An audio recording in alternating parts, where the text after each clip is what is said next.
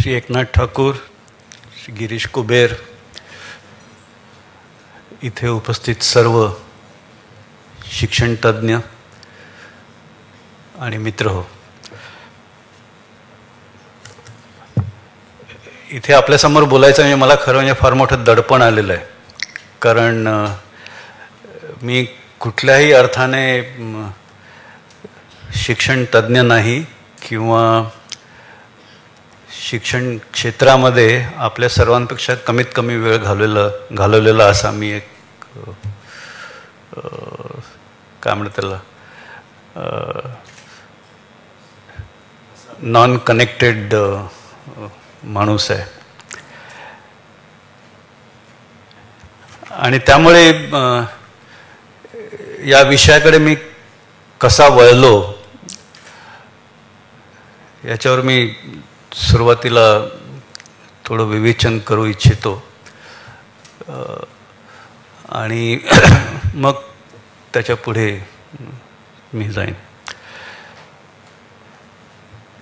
त्याच्या आधी मला अर्थातच लोकसत्ता आणि सारस्वत बँक यांनी हा जो उपक्रम केला आहे त्याबद्दल त्यांना धन्यवाद द्यावेसे वाटतात. आणि आजकाल जर आपण बघितलं तर बहुतेक सर्व मराठी वृत्तपत्र ते म्हणजे शिक्षणाच्या बाबतीत काही प्रत्येकाचे वेगळे असे उपक्रम चालू आहेत. आणि मला असं वाटतं की महाराष्ट्रात शिक्षण क्षेत्रात सुधारणा असं म्हणणार नाही, पण पुढे जाण्याच्या दृष्टीने ही एक फार चांगली गोष्ट आहे. आणि म्हणूनही आपलं सर्वांचे आभार. आपल्याला माहीत आहे की मी माझं संबंध आयुष्य अणुशक्ती क्षेत्रात घालवलं. हे क्षेत्र असं आहे की जिथे भारतात निर्माण झालेल्या तंत्रज्ञानावर किंवा भारतात केलेल्या तंत्रज्ञानविषयक संशोधन आणि त्याच्यानंतर ते तंत्रज्ञान राबवण्याचं काम आणि त्याच्या आधारे मग आपल्या देशाने या क्षेत्रात एक स्वयंपूर्णता साध्य केली. आणि हे अर्थातच याच्यामध्ये मी फार मोठा काळ माझ्या आयुष्याचा घालवलेला आहे. पण नंतर असं आहे की एखादी गोष्ट साध्य केली की त्याच्या पुढची पायरी. नंतर मला असं लक्षात आलं की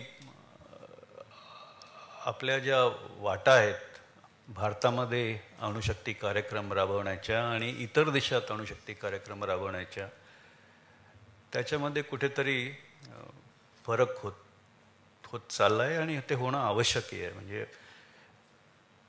इतर देशांनी आपले कार्यक्रम ज्या मार्गाने पुढे नेले तेच मार्ग भारताला उपयोगी आहेत किंवा भारताच्या दृष्टीने ते चांगले आहेत असं नाही, असं मला जाणवलं. आणि मग प्रश्न असा आला की आतापर्यंत म्हणजे आपण आपल्या बळावर तंत्रज्ञान विकसित केलं, पण ते तंत्रज्ञान म्हणजे जसं आपण इंजिनिअरिंगमध्ये रिव्हर्स इंजिनिअरिंग म्हणतो ना, जसं की कोणीतरी एखादी गोष्ट केली की मी ती बघून बरोबर तशीच गोष्ट तयार करू शकतो. तंत्रज्ञानाचं पण असंच आहे. मी जर कुठेतरी वाचलं किंवा कुठेतरी समजून घेतलं की अमक्या ठिकाणी एक अशा प्रकारचं तंत्रज्ञान विकसित झालेलं आहे आणि मी जर शिकलेलो असलो त्या विषयातलं जर ज्ञान माझ्याकडे असलं तर मग मी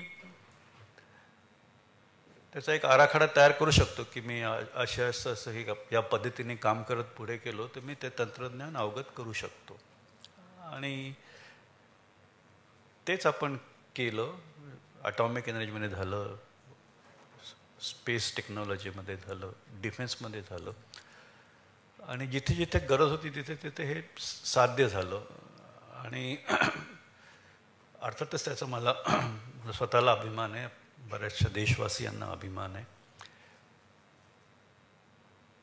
पण एखादी नवं तंत्रज्ञान, असं तंत्रज्ञान जे जगात कुठेच आत्तापर्यंत विकसित केलं गेलं नाही आणि आपण ते पहिल्यांदा पुढे आणतो,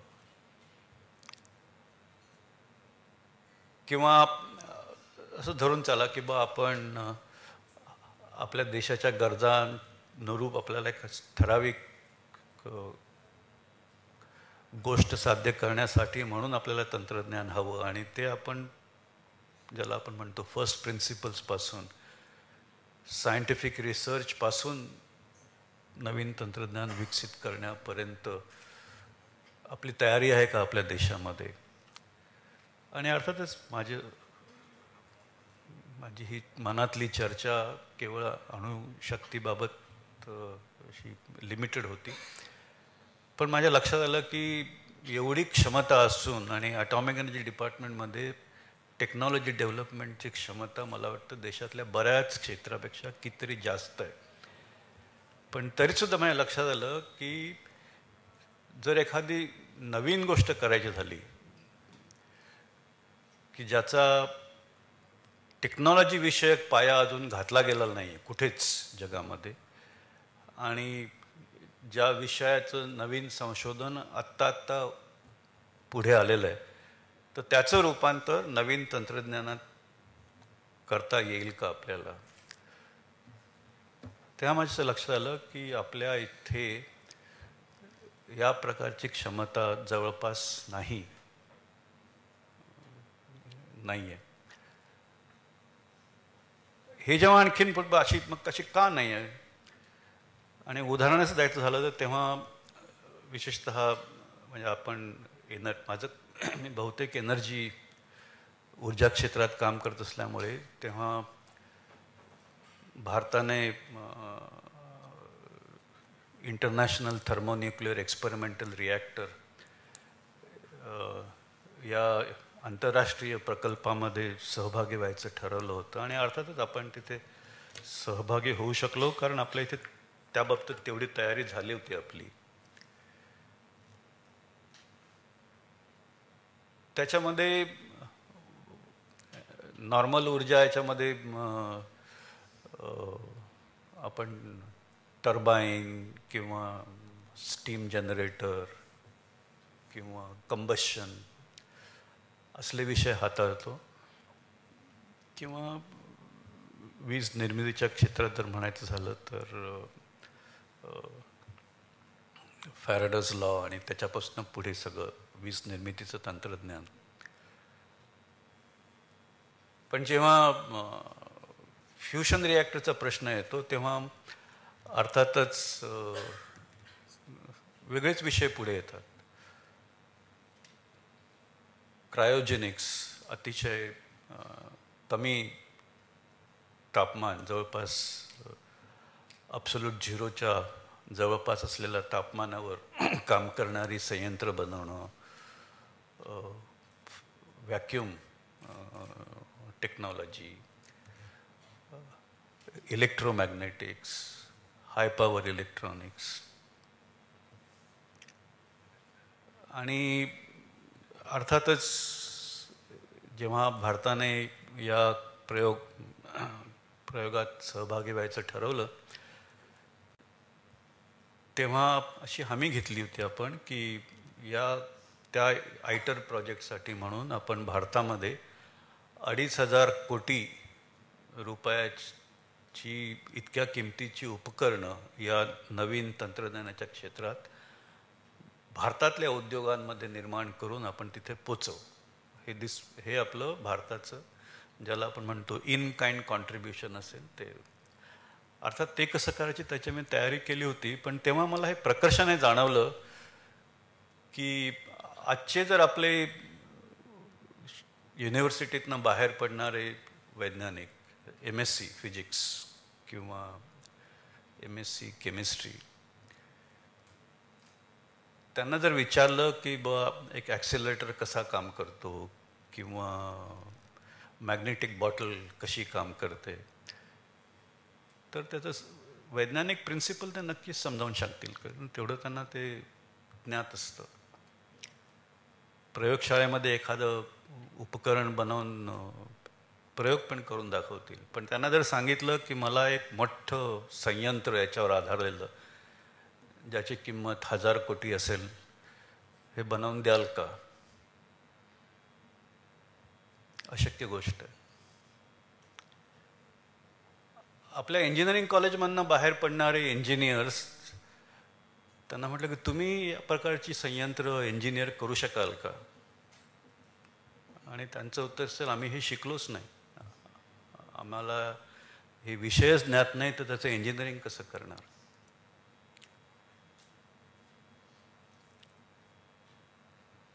नंतर मी याच्यात आणखीन पुढे गेलो आणि आता मी नाव घेणार नाहीत, पण म्हणजे ॲटॉमिकच्या अखत्यारीत खूप प्रयोगशाळा आहेत आणि त्या प्रयोगशाळातनं चांगल्या प्रकारचं संशोधन चालू असतं. आणि ते नेहमी जेव्हा मी चेअरमन झालो तेव्हा ते माझ्याकडे येऊन नेहमी त्यांची तक्रार असायची की आम्हाला प्रयोग म्हणजे संशोधन करण्यासाठी म्हणून चांगले तरुण सायंटिस्ट मिळत नाहीत. मी त्यांना प्रश्न विचारला, तुम्हाला तरुण सायंटिस्ट मिळत नाही तर तुम्ही जाऊन शिकवत का नाही? किंवा त्यांना तुमच्याकडे म्हणून त्यांच्यासाठी म्हणून तुम्ही शिकवण्याची व्यवस्था का करत नाही? काही लोकांची तयारी होती, काही लोकांचं म्हणणं नाही माझं काम संशोधन करण्याचं, मी शिकवू कशाला? तेव्हाच मी युनिव्हर्सिटीत पण जायचो आणि बऱ्याच युनिव्हर्सिटीमध्ये अर्थातच संशोधन चालतं, पण त्याच्यापेक्षा जास्त युनिव्हर्सिटीज आपल्या इथे अशा आहेत की जिथे शिकवण्याचं काम होतं पण संशोधन अगदी कमी. आणि असं जर चर्चा करायला सुरुवात केली की मग तुम्ही शिकवण्याच्या बरोबरच तिचं संशोधन असलं पाहिजे, विद्यार्थ्यांना संशोधन म्हणजे काय त्याची ओळख झाली पाहिजे, त्याच्यामध्ये गोडी निर्माण झाली पाहिजे. इथे वेळ कोणाला? आम्हाला इतके तास घ्यावे लागतात, इतकं टीचिंग लोड आहे वगैरे वगैरे वगैरे. सांगायचा मुद्दा असा की उच्च शिक्षणाबाबतीत अगदी तेवढ्या पुरतं मर्यादित असं जरी बोलायचं झालं तरी शिक्षण किंवा शिकवणं, संशोधन, त्या संशोधनावर आधारित तंत्रज्ञान आणि सरतेशेवटी त्या तंत्रज्ञानाचा ॲक्च्युली उद्योगांमध्ये उपयोग किंवा उद्योग क्षेत्रात त्याचं रूपांतर, हे आपल्या इथे अशा वेगळ्या वेगळ्या गोष्टी आहेत. म्हणजे मी काही ठिकाणी नंतर त्याचं चक्क वर्णाश्रम असं वर्णन करायला लागलो. आणि माझं असं ठाम मत झालं की जसं वर्णाश्रमामुळे आपल्या समाजामध्ये बऱ्याच अनिष्ट गोष्टी पुढे आल्या, तसं शिक्षण क्षेत्रात, संशोधन क्षेत्रात सुद्धा हे वर्णाश्रम आल्यामुळे आपण मागे पडलो. माझी अशी ठाम भावना आहे की आपण संशोधन जे करतो ते मला कुठेतरी परदेशी कोलॅबोरेटर मिळावा, पोस्टडॉक पोझिशन मिळावी, आणि ते करायचे झाले अर्थातच तर मी अशा विषयावर संशोधन करेन की ज्याच्यामध्ये माझ्या परदेशी कोलॅबोरेटरला रस आहे, कारण त्याशिवाय मला चान्स कसा मिळेल. त्यामुळे मी जर असं म्हटलं की भारतातलं जेवढं संशोधन आहे त्याच्यापेक्षा अधिकांश भाग हा परदेशातल्या संशोधनाच्या प्रायोरिटीजवर आधारलेलं आहे, तर ते वावगं ठरू नये. आणि म्हणून मग मी अणुशक्ती खात्यामध्ये पुढाकार घेऊन आम्ही तिथे होमी भाभा नॅशनल इन्स्टिट्यूट, एक डीम्ड युनिव्हर्सिटी, त्याची स्थापना केली. आणि तिथे अर्थातच सगळ्या प्रकारचं संशोधन होतं, पण प्रामुख्याने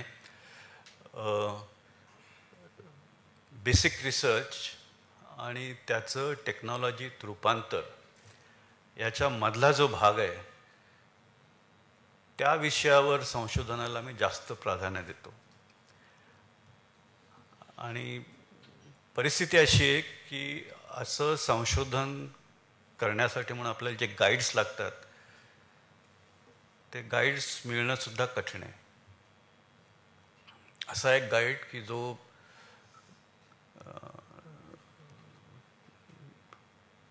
कुठल्याही विषयामध्ये, एखाद्या विषयामध्ये अगदी मुळापर्यंत जाऊ शकेल, पण त्याचबरोबर त्याचं नवीन, त्या विषयातल्या संशोधनाच्या आधारावर एखादं नवीन टेक्नॉलॉजी, प्रॉडक्ट किंवा नवीन तंत्रज्ञान निर्माण करू शकेल, अशा दोन्ही बाजू सांभाळणारा गाईड मिळणं कठीण आहे.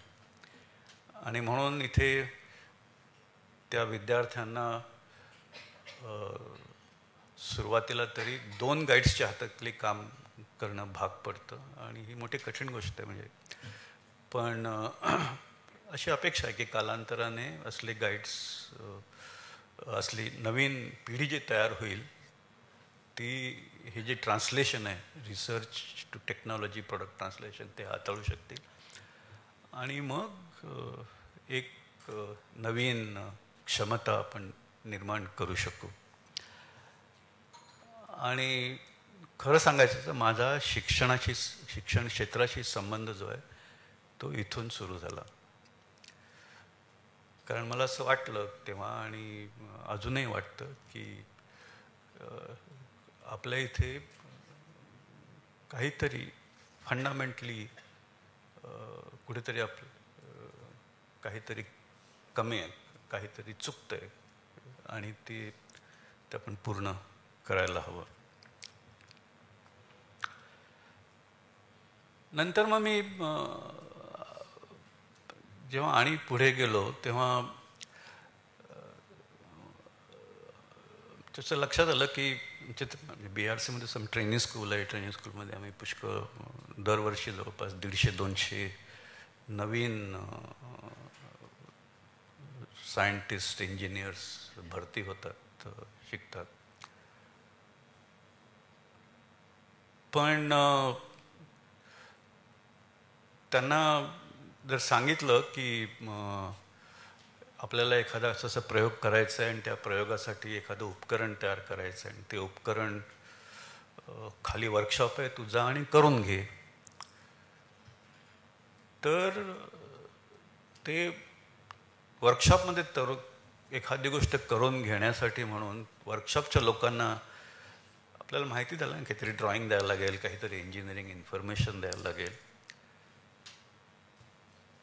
तर हे जे कम्युनिकेशन आहे की मेकॅनिक्सशी एक तज्ज्ञ वैज्ञानिक किंवा तज्ज्ञ इंजिनियर, शिक्षणापासून हायर एज्युकेशन प्रत्येक ठिकाणी, अर्थात त्याचं कंटेंट वेगळं वेगळं असेल, जे आपण शिकवतो त्याला अनुषंगून ते असेल, पण हा जो होलिस्टिक अप्रोच आहे हा एक अत्यंत महत्त्वाची गोष्ट आहे.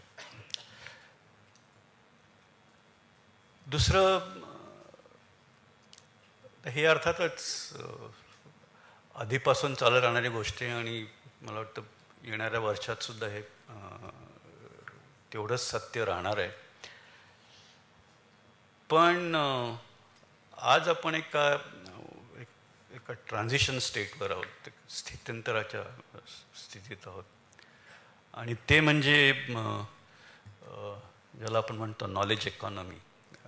पूर्वीचं अर्थकारण, आजचं अर्थकारण आणि उद्याचं अर्थकारण याच्यामध्ये मला असं वाटतं फार मोठा फरक पडत जाणार आहे.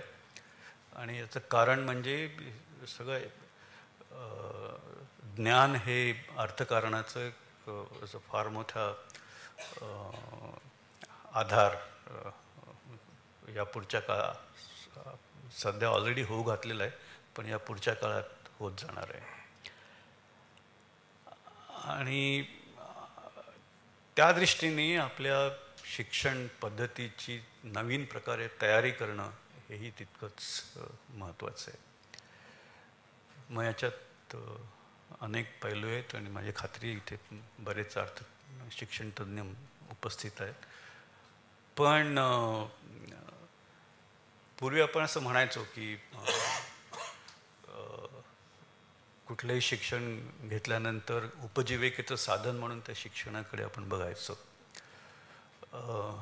अर्थात ती परिस्थिती जरी तशीच राहणार असली तरी त्याच्यामध्ये म्हणजे ज्ञानावर आधारित उपजीविकेची साधनं याचं महत्त्व वाढत जाणार आहे. आणि विशेषतः भारतासारख्या देशामध्ये, आपल्या देशामध्ये म्हणजे पूर्वी परिस्थिती फार वेगळी होती. पूर्वीच्या काळी परदेशातनं लोक आले, आपल्या इथला कच्चा माल निर्यात केला, त्यांनी पैसे कमवले, आपल्या देशात काही पैसे आले. पण आज जर तुम्ही एकूण म्हणजे जागतिक तुलनेत जर बघितलं तर आपल्या इथे आपले जे काही कच्चा माल आहे, मग ते खनिज असोत किंवा इतर कुठल्याही प्रकारचे रिसोर्सेस बघितला आणि त्याचा पर कॅपिटा हिशेब केला, क्वांटिटेटिव्ह टर्ममध्ये ते पुष्कळ जास्त जरी असले तरी दर डोई जर हिशेब केला तर आपल्या इथे या कच्च्या मालाची उपलब्धता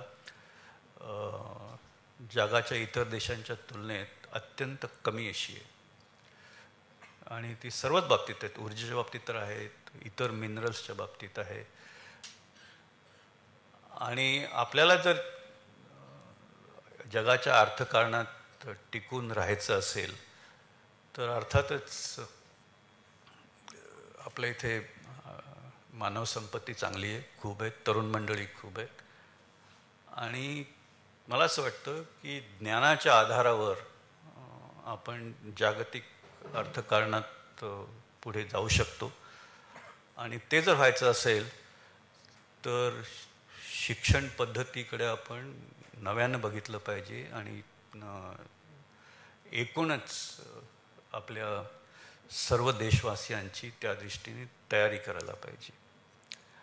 आणि मला असं वाटतं की हे जे नवीन नॉलेज बेस्ड इकॉनॉमीचं जे पर्व सुरू होऊ पाहत आहे, इथे आपल्यापुढे फार मोठी संधी आहे. आणि त्या संधीचा उपयोग केवळ शिक्षण पद्धतीत सुधारणा करून आपण करू शकतो. जर नाही केलं तर अर्थातच म्हणजे मोठी बिकट परिस्थिती, पण केवळ ते आपण केलं नाही म्हणून आपल्या पुढे येण्याची शक्यता आहे. कारण तसं नाही तर मग कारण आजकालचं हे जे कम्युनिकेशनचं युग आहे त्याच्यामध्ये तरुण मंडळींपुढे अर्थातच इतर ठिकाणी जे घडतं ते त्यांना रोज जवळपास ऑनलाईन दिसतं. त्यांच्या आकांक्षा वाढलेल्या आहेत आणि त्या वाढलेल्या आकांक्षाच्या अनुरूप त्यांना स्वतःची प्रगती किंवा एक तुलनात्मकदृष्ट्या पुढे जर येता नाही आलं तर अर्थातच त्या फ्रस्ट्रेशनमधनं काय होऊ शकतो याचा विचार आपण सर्वांनी केलेला बरा. आणि म्हणून म्हणजे केवळ शिक्षण पद्धतीत बदल हा आवश्यक आहे एवढंच नव्हे तर तो बदल अत्यंत तातडीने करणं हेही तितकंच महत्त्वाचं आहे असं मला वाटतं. आता हे सगळं तत्वतः जरी ठीक असलं तरी करणं फार मोठं कठीण आहे. एका बाजूला आपण एवढ्या मोठ्या जनसंख्येच्या शिक्षणाची व्यवस्था हा एक मोठा चॅलेंज आपल्या पुढे आहे. पण त्याचबरोबर शिक्षणाचा दर्जा सुधारण्याची जी एक आवश्यकता आहे ते पण एक फार मोठं चॅलेंज आहे. आणि मग त्याच्यात बऱ्याच प्रकारचे डिवाईड्स आहेत. काही जण श्रीमंत गरीब या दरीमुळे त्यांना या सुविधा उपलब्ध होत नाहीत. काही जण शहरात नाही आहेत, ग्रामीण भागात राहतात म्हणून त्यांना या सुविधा उपलब्ध होत नाही आहेत. काही ठिकाणी म्हणजे काय म्हणतात त्याला एक आजकाल विशेषतः नॉलेज इकॉनॉमिकच्या दृष्टीने जे डिजिटल इन्फ्रास्ट्रक्चर पाहिजे त्याच्यामध्ये बऱ्याच तफावती आहेत म्हणून प्रश्न निर्माण होऊ शकतात.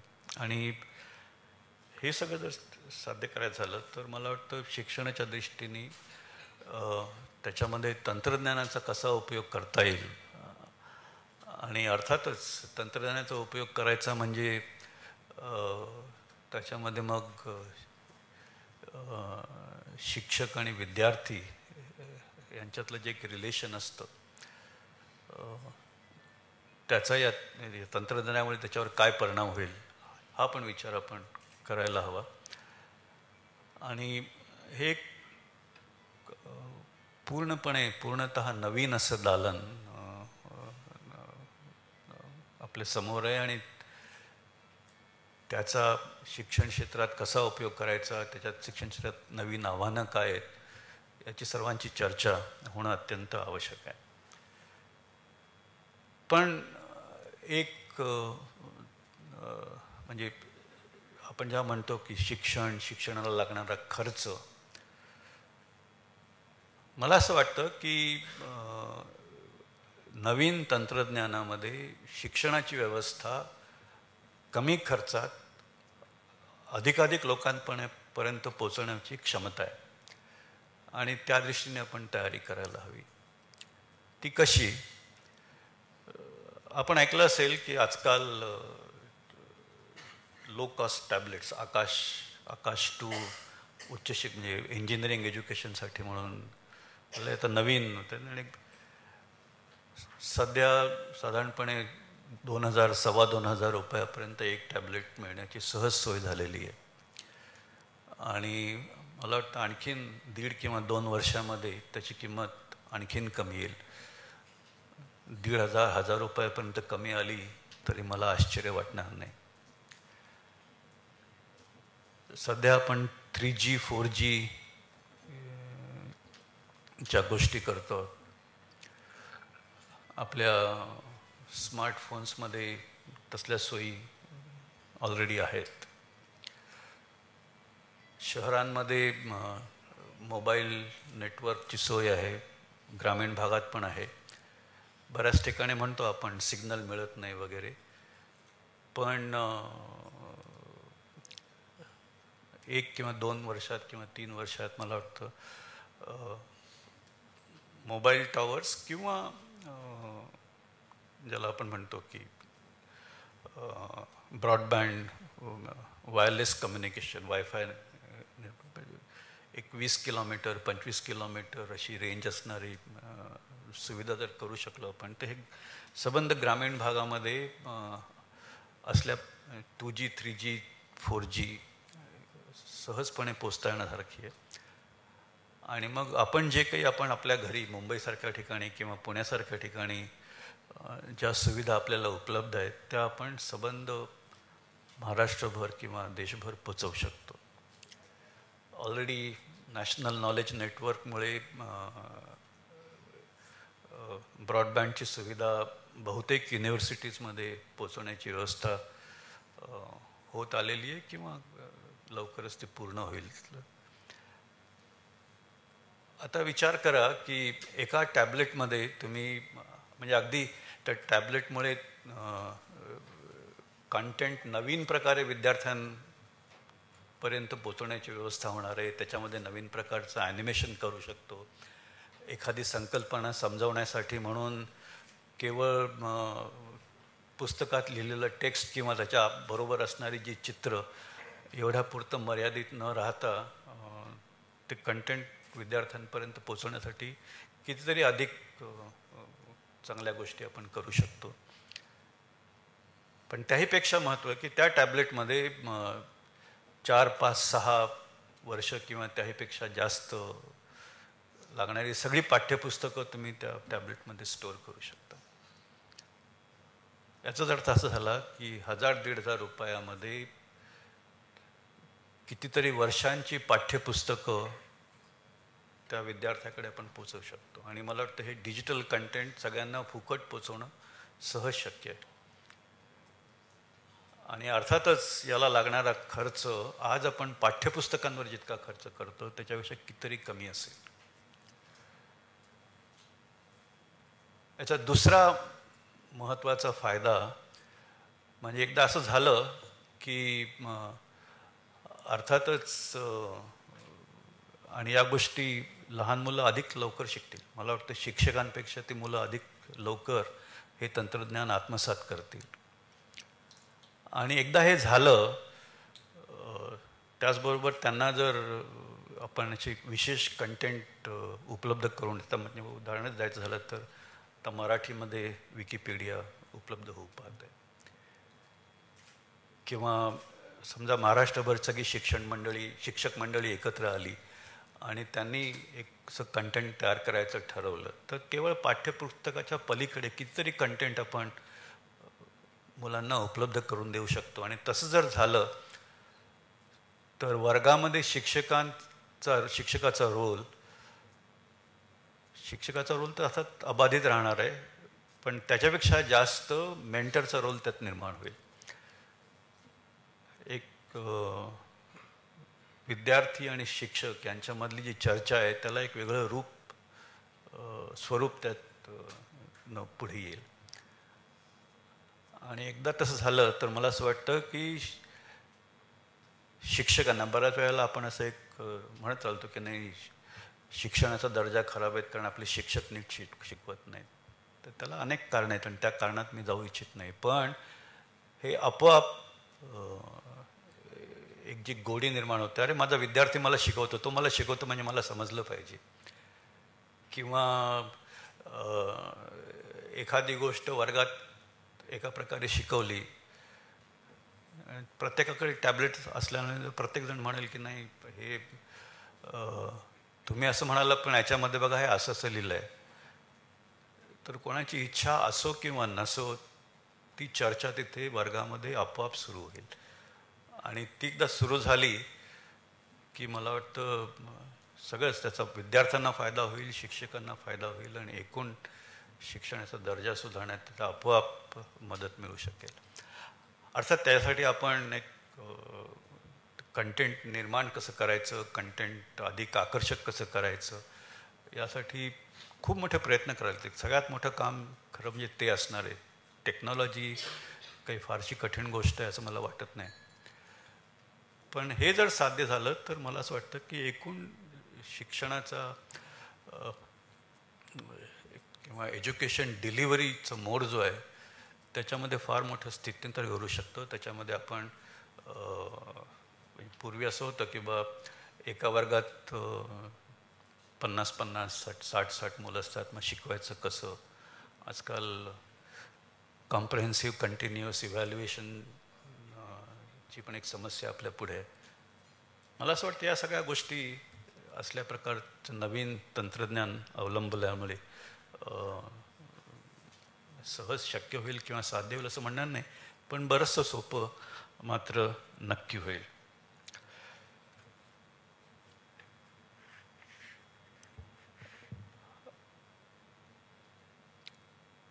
हे सगळं जर करायचं झालं तर अर्थातच यासाठी वेगळे वेगळे प्रयोग करणं, वेगळ्या वेगळ्या प्रकारचे अनुभव गाठीशी बांधणं हे पण तितकंच महत्त्वाचं आहे.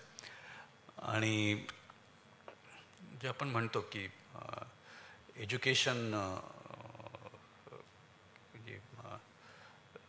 एक ऑटॉनॉमी इन एज्युकेशन म्हणा किंवा स्टुडंट सेंट्रिक एज्युकेशन म्हणा, या दृष्टीने पुढे जाण्यासाठी म्हणून या तंत्रज्ञानाचं मला वाटतं फार मोठा सपोर्ट आपल्याला मिळू शकेल.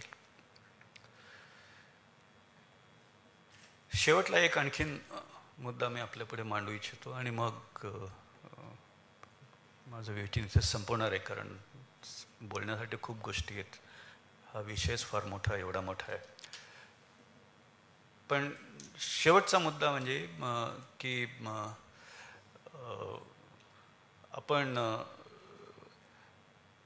शहरामध्ये शिक्षणाची व्यवस्था आणि ग्रामीण भागात शिक्षणाची व्यवस्था. ग्रामीण भागामध्ये अर्थातच एकूण जर तुम्ही पॉप्युलेशन बघितले तर अजूनही ग्रामीण भागामध्ये 60-65% वर लोक राहतात आणि त्या दृष्टीने त्यांना तितक्या सोयी उपलब्ध होत नाहीत. मला असं वाटतं की नवीन, आणि हे आम्ही आमच्या रिपोर्टमध्ये मुद्दामून अंतर्भूत केलेलं आहे, की युनिव्हर्सिटीची जी कॅम्पस असतं आणि खरं काय म्हणतात आपण होलिस्टिक एज्युकेशन जे आहे ते कॅम्पसचं वातावरण, कॅम्पस म्हणजे समाजाचंच एक छोटं स्वरूप तिथे असलं पाहिजे. आणि तिथे मग जेव्हा विद्यार्थी शिकतात तेव्हा ते शिकतात आणि त्याचबरोबर समाजातले जे विभिन्न अनुभव असतात त्याचं पण त्याची त्यांना काय म्हणतात त्याला फर्स्ट पर्सन फॅमिलॅरिटी साध्य होऊ शकते. म्हणजे अगदीच सांगायचं झालं तर मागे झ्युरिकमध्ये ETH डोमेन ही एक अत्यंत नावाजलेली अशी युनिव्हर्सिटी आहे. पण तिथे झ्युरिक शहरामध्ये एक कॅम्पस आहे त्यांचं आणि ते कॅम्पस त्यांनी जवळपास खुलं केलं. म्हणजे त्या युनिव्हर्सिटीची बाउंड्री कुठे संपते आणि शहराचे किंवा म्युन्सिपाल्टीचा भाग कुठे सुरू होतो हे अशक्य शोधून काढणं. युनिव्हर्सिटीच्या कॅन्टीनमध्ये शहरातले लोक येऊन आपण एखाद्या रेस्टॉरंटमध्ये जाऊन पार्टीवरती घेतो तशी ते तिथे जाऊन हे घेतात. आपल्याला एखादी टेस्ट करायची झाली तर आपण एखाद्या पॅथॉलॉजी लॅबमध्ये किंवा इतर दुसऱ्या लॅबमध्ये जातो. तिथे तुम्ही युनिव्हर्सिटीच्या लॅबमध्ये जाऊन ती सुविधा घेऊन शकतात. आणि त्या लॅबमध्ये रिसर्च करणारे विद्यार्थी 24 तासापैकी 16 तास ते उपकरण संशोधनासाठी वापरतात. 8 तास ते उपकरण असल्या टेस्ट करून सर्व्हिसेससाठी म्हणून पैसे कमवतात.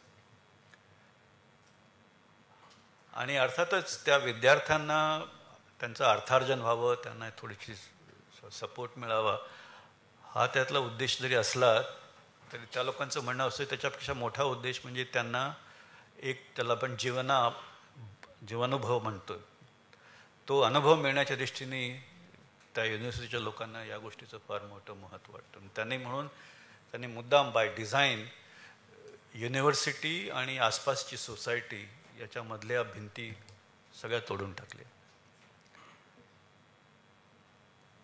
आणि म्हणून मला असं वाटतं की कॅम्पस वरचं जे एज्युकेशन आहे हे फक्त नॉर्मल कॉलेज अफिलिएटेड कॉलेजच्या एज्युकेशनपेक्षा कितीतरी सरस होऊ शकतं. असतं असं मी म्हणत नाही, पण होऊ शकतं.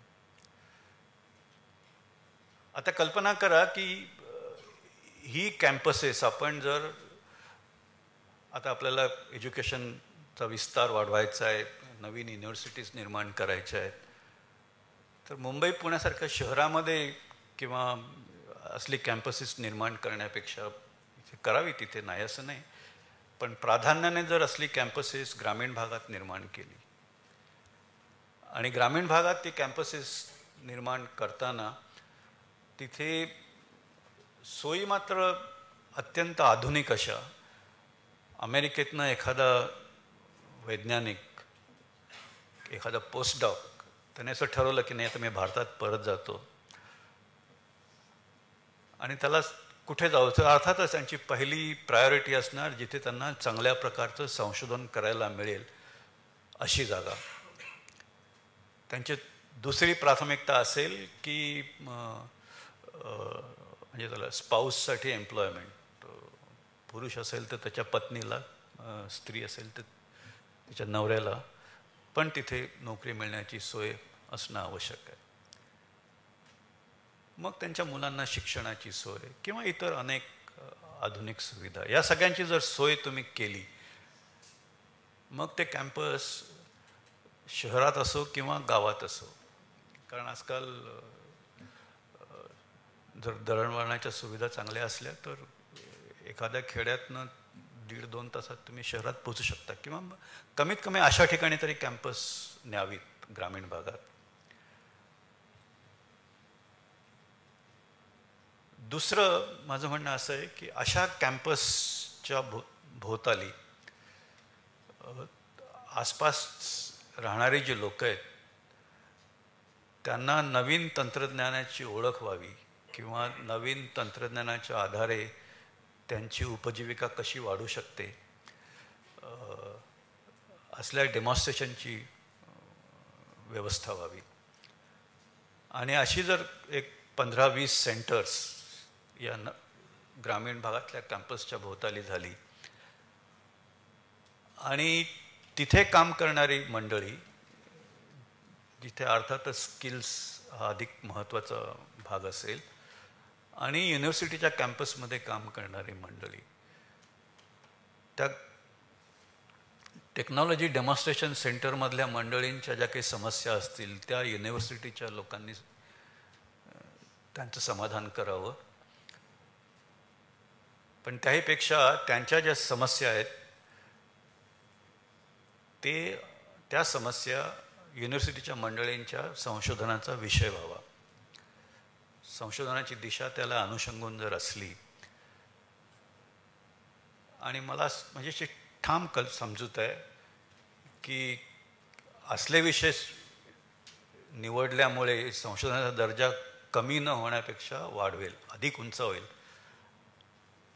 आणि याउलट मी म्हणेन की मला पोस्टडॉक मिळण्यासाठी म्हणून दुसऱ्याच्या कोणाच्या प्रायोरिटीप्रमाणे मी संशोधन करण्यापेक्षा माझ्या प्रायोरिटीप्रमाणे मी जर संशोधन केलं तर सुरुवातीला जरी त्याला आंतरराष्ट्रीय दर्जाची मान्यता मिळणं थोडं कठीण होण्याची शक्यता आहे, पण कालांतराने त्याला जगन्मान्यता नक्की मिळेल. आणि अगदीच उदाहरण हवं असेल तर डॉक्टर अभय बंगाचं उदाहरण सर्वांना माहीत आहे. तर आपण जर आपली युनिव्हर्सिटी कॅम्पसची रचना जर अशी केली की जी ग्रामीण भागातल्या तिथल्या ज्या समस्या आहेत त्यांना अनुषंगून संशोधन पुढे नेऊ शकतील, तिथे अध्यापनाचं कार्य होईल, आसपासच्या लोकांना जे काही तंत्रज्ञान किंवा त्या विषयक मदत आवश्यक आहे ती त्यांना मिळू शकेल.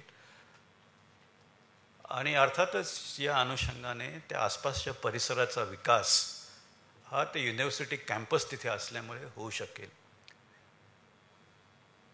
आणि म्हणून रिपोर्टमध्ये दुसरी कल्पना अशी मांडली आहे की शिक्षणाचा विचार आणि त्याला अनुषंगून विकासाचा विचार, एज्युकेशन आणि डेव्हलपमेंट, या दोन्ही गोष्टी एकत्र हाताळल्या पाहिजेत. डेव्हलपमेंट हा त्याचा आवाका फार मोठा आहे, त्याचा इतर मंडळीने तो डेव्हलपमेंट पुढे न्यावं, पण शिक्षणापुरतं जरी विचार केला तरी त्याचा त्या डेव्हलपमेंटशी घनिष्ठ संबंध असणं हे अत्यंत आवश्यक आहे. आणि तसं जर केलं तर ही ग्रामीण भागातली जी युनिव्हर्सिटीचे कॅम्पस आहेत ते विकासाची किंवा तिथनं विकास पुढे जाण्याची केंद्र सहज होऊ शकतील. आणि तो विकास जो असेल तो तिथल्या लोकांनी तिथल्या परिस्थितीनुरूप नवीन सोल्युशन्सच्या आधारे केलेला तो विकास असेल. परदेशातनं कोणीतरी तंत्रज्ञान दिलं, ते आपण राबवलं, त्याच्यामुळे आपण साध्य केलं खरं जरी असलं तरी ते अत्यंत अप्रोप्रिएट असतं असं नाही. किंवा ते आल्यामुळे आपल्या इथे बऱ्याच सामाजिक समस्या निर्माण होतात आपल्याला माहीत आहे, आणि मग आपण त्यासाठी म्हणून परत नवीन काहीतरी करायला बघतो. तर याच्या ऐवजी जर आपण मी सांगतोय ते मॉडेल जर तसं जर अवलंबलं तर मला वाटतं it will be more permanent, more lasting development आणि मोर इफेक्टिव्ह एज्युकेशन. आणि म्हणून आणि अर्थातच त्या भागामध्ये जास्त संख्या आहे मुलांची, सो ॲक्च्युली तिथे डिमांड जास्त आहे. आणि तिथे जर तुम्ही पोचवली, ग्रामीण भागातल्या विद्यार्थ्यांनी शहरातल्या युनिव्हर्सिटीत जाऊन शिकण्यापेक्षा शहरातल्या विद्यार्थ्यांनी ग्रामीण भागात जाऊन तिथल्या युनिव्हर्सिटीत शिकणं मला वाटतं केव्हाही अधिक श्रेयस्कर आहे. त्याच्यामध्ये मग इतर अनेक गोष्टी आहेत. म्हणजे आजकाल जी मायग्रेशनचा एक फार मोठा प्रश्न आपल्या पुढे आहे, त्याच्यात सुद्धा काही अंशी आपण त्याला थोडा पायबंद घालू शकतो वगैरे वगैरे, पण मी त्याच्यात आजच्या घटकेला जाऊ इच्छित नाही. तर सांगायचा मुद्दा असा की मला असं वाटतं की आपण शिक्षण क्षेत्रामध्ये जे नवीन ते म्हटलंय शिक्षण क्षेत्रातील शैक्षणिक आव्हाने बदलत्या महाराष्ट्राच्या अनुषंगाने जर बघायचं झालं तर असा थोडासा मूलभूत विचार करावा. आणि अर्थातच शिक्षण क्षेत्रात इतर अनेक मुद्दे आहेत, तर त्याची चर्चा आज दिवसभर झालेली असणार, उद्या पण होणार आहे आणि त्या सर्व गोष्टी तितक्याच महत्त्वाच्या आहेत. पण याही दृष्टीने याचा विचार व्हावा असं मला मनापासून वाटतं आणि आज तुम्ही मला ही संधी दिलीत म्हणून मी असं ठरवलं की या विषयावर आपल्यापुढे थोडे विचार मांडावे. धन्यवाद.